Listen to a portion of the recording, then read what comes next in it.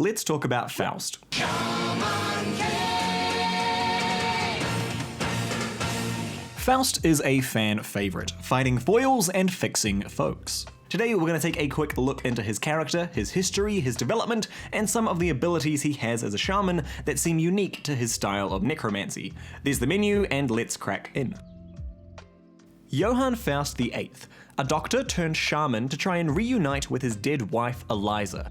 He joins the shaman fight to gain the power necessary to do so, but with the help of Anna, he gets his wish early.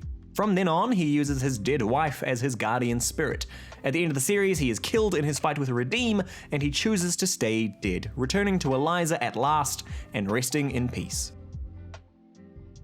Faust gets one of the more interesting lineages. He's the descendant of Johann Faust I. This Faust was born in 1470 in time to attend the shaman fight in 1500. For some context, this was the shaman fight that Yabisu won, Hao was there as a patch stealing the spirit of fire, and the one that the Yokin Maramune combo killed Hao at. We don't get much details on how far this Faust got in this shaman fight. We do know that he had traded his soul to the devil Mephistopheles, or just Mephisto, in exchange for wisdom and power. This is most likely the power to become a shaman also. For the old Faust, this didn't end well, with Mephistopheles killing him at some point before the end of that shaman fight. Though that isn't the only time we see that devil. At the end of the series, Gandhara dive into hell to claim the remaining elemental spirits. We get a single panel of Kado after finishing his fight with Mephistopheles to claim the spirit of rain. Back to Faust VIII. He was born on April 8th, 1966, and followed the family calling to medicine. While still young, he met Eliza, a young girl doomed under an incurable disease. She took a shine to the young Faust, and he spent his whole youth on developing his skills as a doctor to try and find a cure for her. Eventually, he succeeded. The two fell in love and were married. They set up a clinic to practice medicine, and the very day it opened, a burglar came in and shot Eliza in the head. Distraught, Faust did everything he could to bring her back, even uncovering hidden secrets that Faust I had hidden away from his deal with the devil. This leads to Faust uncovering his shamanic power in necromancy. Faust ends up joining the shaman fight to truly resurrect Eliza. Let's take a look at the character inspiration. This original Faust was based upon the historical German figure of the same name, Johann Georg Faust. He was this mysterious figure who was involved in alchemy, mysticism, medicine, and astrology during the German Renaissance. During his life, his work put him at odds with the church, who labeled him as a blasphemer and in league with the devil. This came to a head after his death. Reportedly, he died in an alchemical explosion, which gave his corpse the impression of having been ripped apart by a devil. Now, after his death is where things got spicy. The whole mysticism and devil rumors around his life became the topic of hot discussion. The rumors spiraled and things escalated, with people writing different books about the mysterious man. Primarily, they wrote around the idea of Faust having made a deal with the devil to gain his great knowledge. This created a whole new term that we still use today, Faustian, to describe someone who throws their morals aside to achieve success. You may be more familiar with the term Faustian bargain, which essentially is to say, make a deal with the devil. It's these ideas that Decay clearly took influence from to create Faust I. Faust VIII picks up a lot of these ideas, but explores a different narrative rather than going through the same Faustian story. Though it is really cool to see Faust's upgraded oversoul take inspiration from his ancestors, with Mephisto E, aka Big Nurse. Faust is really hyped up in his intro. Silva takes Anna aside and tells her to get Yoda forfeit. Silva calls Faust a serial killer, an idea only strengthened by Amidamuru's reaction to meeting him for the first time. Now, this is the only time it's mentioned, and Faust himself brushes it off as from being around so much death as a doctor. So, was Faust a serial killer prior to the start of the series? That's a hard maybe. We know he killed his opponent in the first round of the preliminaries before fighting Yo. I personally think it's not far-fetched at all that he would have killed people as part of his research into conquering death. Faust is 100% the type to burn the world down if it helped achieve his goal, to bring Eliza back.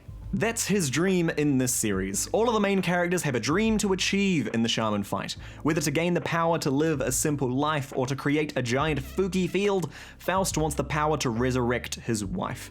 This man is ridiculously devoted to her. You know how Faust is in a wheelchair? Well, he literally gave his legs to his wife's bones after Yo broke them. We see him take damage instead of letting her oversoul get hurt, and how enraged he gets when Yo degrades her.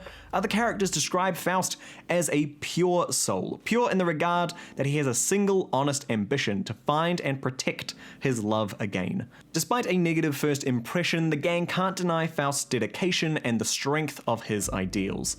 On the other hand, he's pretty crazy. He pumps himself so full of morphine that he doesn't feel pain. This is how he can rip out his own bones or survive the fall from the patch plane. Not to mention how he rips open Manta on their first meeting. Now this is an interesting one because Faust really resolves his own personal arc before even the halfway point of the series. He starts out with a singular purpose: to win the Shaman fight and gain the power necessary to resurrect Eliza.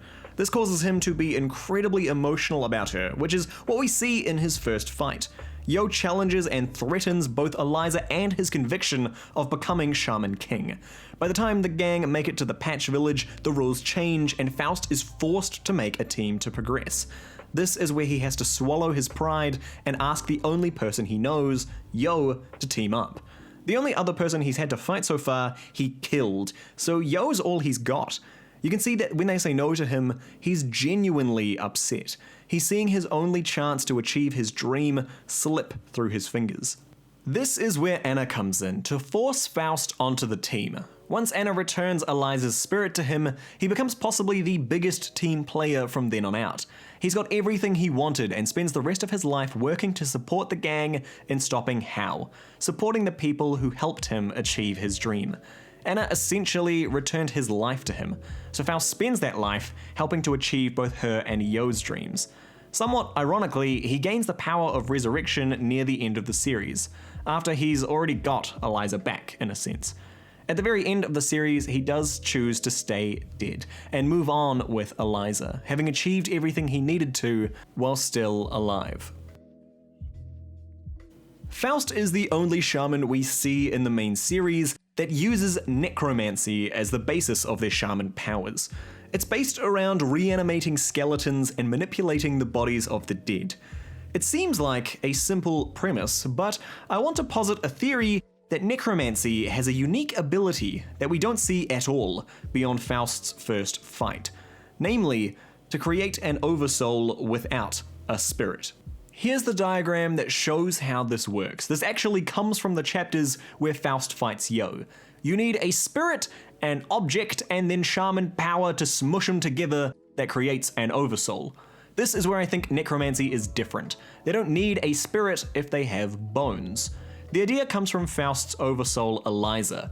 Remember that the big moment for Faust is when Anna manages to pull Eliza's spirit back to him. This is something Anna can do, pull spirits from anywhere back to Earth, even those who have fully passed on. So in this first fight, Eliza as a spirit is not there.